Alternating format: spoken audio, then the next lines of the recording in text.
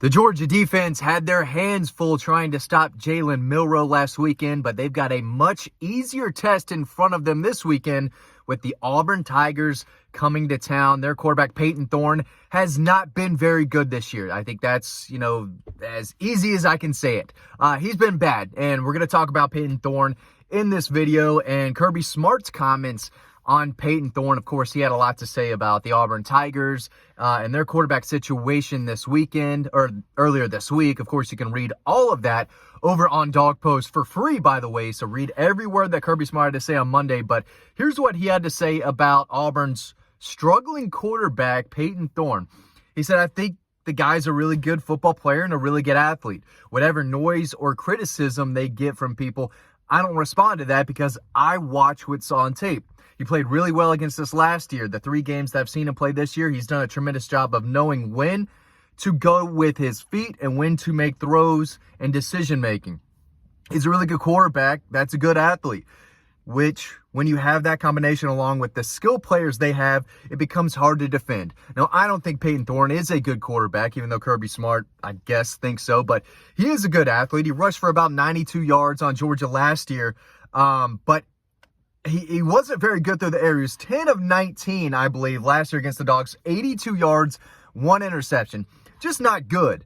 Let me pull up his numbers here, but he played a little better against Oklahoma. He had the game-ending pick 6 that cost them the game. There's no doubt about that. But until that point, I thought he was playing pretty well. He made some really nice throws down the field. Wasn't great, but he wasn't bad. And then, of course, that throw kind of loses them the game. Auburn's a decent team, and he does have weapons around him. I'm going to talk about that in a second. But, here's what Kirby Smart had to say about Auburn's wide receivers. They've got some good ones. I'm just saying that. I like the first 3 they have.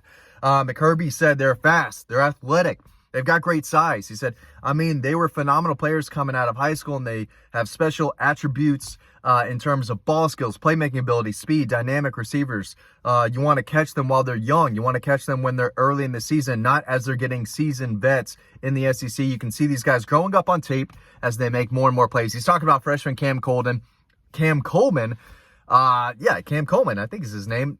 He was a 5-star prospect. He's having a really good season. Malcolm Simmons was from Jonesboro. He was a 4-star kid. Georgia didn't really recruit, but he's a player.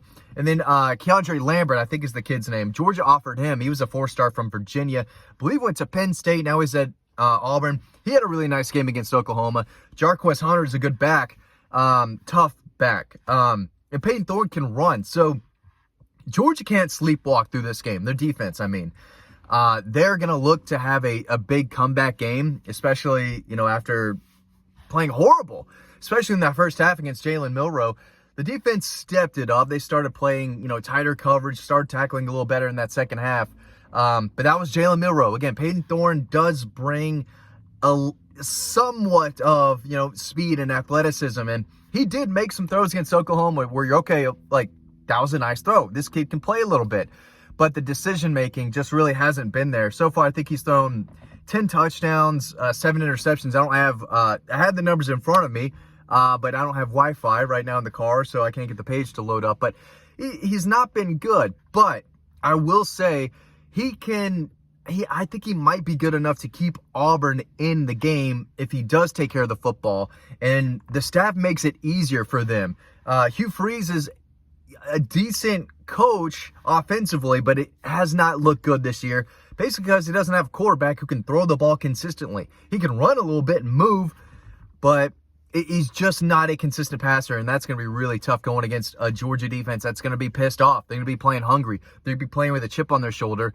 If you're Payton Thorne, it could be a disaster, but you do have some help. The offensive line is fine. I think it's okay. You've got an experienced running back who can break tackles, and you've got a lot of young, talented receivers. And we've seen in the past, elite wide receivers can do damage against Georgia's secondary. We saw it last week. We've seen it every time Georgia plays an offense that knows what they're doing with some talent on the outside. Receivers can beat these Georgia DBs, and Auburn's got that. So we'll see if, the quarterback can give them some balls that they can make some plays on. But Georgia's got to get to him. 0 sacks last week. It's unacceptable. they're going to have to switch something up and find a way to make tackles on the quarterback behind the line of scrimmage. But here's what Kirby Smart said about Auburn's offense and what Hugh Freeze does. He said it's the RPO game. He's hung his hat on the ability to have RPOs. I think he's done a good job adjusting to where it's not just that. For a while, he was an RPO guy when RPOs came out. He was ahead of the game in doing those. He's evolved. He still does those. He still has the quarterback make decisions on plays, whether to throw it up or run it, because you can take advantage of defenses doing that. He's added new wrinkles and twists that you see in the NFL. You see across college football using motions and eye candy and that sort of things to create an advantage, create a leverage or mismatch. He's done a good job of evolving while keeping the RPO game. The RPO game is the biggest difference. They are fully committed to being able to do that and throw RPO. So a lot of this is on the quarterback, whether he's going to hand it off, whether he's going to run it, whether he's going to throw it. And it looks like Georgia knows, right? So it's easier to game plan for an Auburn offense, even with all that eye candy, even with all that going on, than an Alabama offense that said, hey, we're going to show you a bunch of plays that's just not on tape, that you haven't seen, that no one's seen.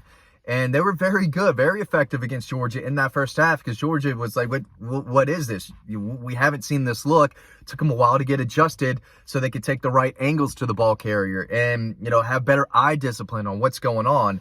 And that's why you saw guys just kind of running for big yards, including Jalen Milroe, obviously. So he ran those plays to kind of perfection, threw Georgia off.